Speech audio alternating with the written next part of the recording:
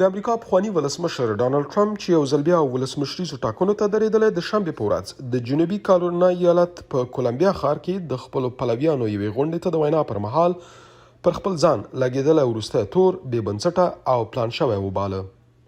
ټرمپ تېره اونۍ د 2020 کال د ولسمشرۍ د ټاکنو د پایلو د بدلولو په تور محکمې ته حاضر شو. د ټرمپ وکیل جان لورو ABC ټلویزیوني شبکې ته ویلي چې سخته ده پر ټرمپ لګېدلي تورونه ثابت شي. دا چې هغه په فساد ککړ وو کنه هغه د ګناه او جرم په نیت عمل کاوه کنه دوی به هیڅ کله په ثابتولو بریالي نشي. وروسته له هغه چې ټرمپ په ټولنیزو رسنیو کې لیکنه وکړه چې د غچ اخیستلو بوی ترې راوته، نو فدرال قاضي حکم وکړ چې د ټرمپ او د هغه د کاري ډلې لخوا له عامو خلکو سره د معلوماتو پر شریکولو محدودیتونه ولګول شي. د ټرمپ حقوقي ډله تر نن دوشنبې پورې وخت لري چې په دې اړه خپل دریځ روښانه کړي. جان لورو د CNN شبکې ته وویل چې ولس حق لري د ټرمپ په قضیې پوه شي.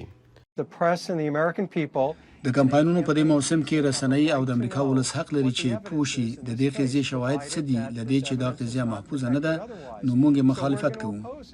د امریکا د پخوانی ولسمشر مرستیال مایک پنس نه چې د هم ځان ټاکنو ته نومولی غوښتل شوي چې په دې قضیه کې د شاهد په توګه راڅرګند شي. پنس د CNN شبکې ته هغه دلایل روښانه کړي چې له مخې د 2020 کال د ټاکنو د پایلو د بدلولو په اړه د ټرمپ د وکیلانو غوښتنې رد کړي دي. د ولسمشر هیڅ کوم مرستیال او یا بل څوک باید هیڅ کله حق نه لري چې د امریکا ولسمشر وټاکي. د ولسمشر ټاکنه یوازې او یوازې د امریکا په ولس پورې اړه لري. د ټرمپ د حقوقي ننګونو په اړه نړیوال غبرګونونه ورو ورو راڅرګندېږي. د واشنګټن پوهنتون د سیاسي علومو استاد جیمز لانګ وایي چې یو شمېر هیوادونو په دې اړه چوپتیا غوره کړې. په ځینو مشخصو هیوادونو کې رهبرانو د ټرمپ د چلند په اړه ناسم پیغام منلی دی، خو اوس مهال هغوی ځیرک دي چې چوپتیا یې غوره کړي او پرېږدي چې دا بهیر بشپړ شي، ځکه هغوی اوس هم له امریکا سره د سالمو یا رغنده ډیپلوماتیکو اړیکو لرلو ته دوام ورکوي.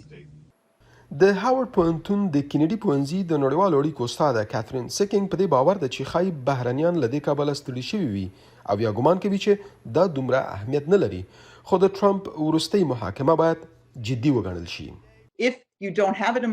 که ولسواکي نه وي او یا کمزوري وي بشري حقونه خطر سره مخامخ کیږي. ځکه نو زه ګمان کوم چې که دا قضیه په امریکا کې په سمه توګه وڅېړل شي نو نور هیوادونه به ورته توجه وکړي. د میرمن سیکینګ په اند دا مسله په یوې داسې بیلګې بدلیدای شي چې وښیي امریکا د قانون په مټ خپلې ستونزې حلولی شي.